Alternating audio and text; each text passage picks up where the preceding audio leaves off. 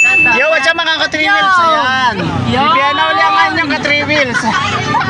Ang gaganda ng pasahero ko. Ayan o. What?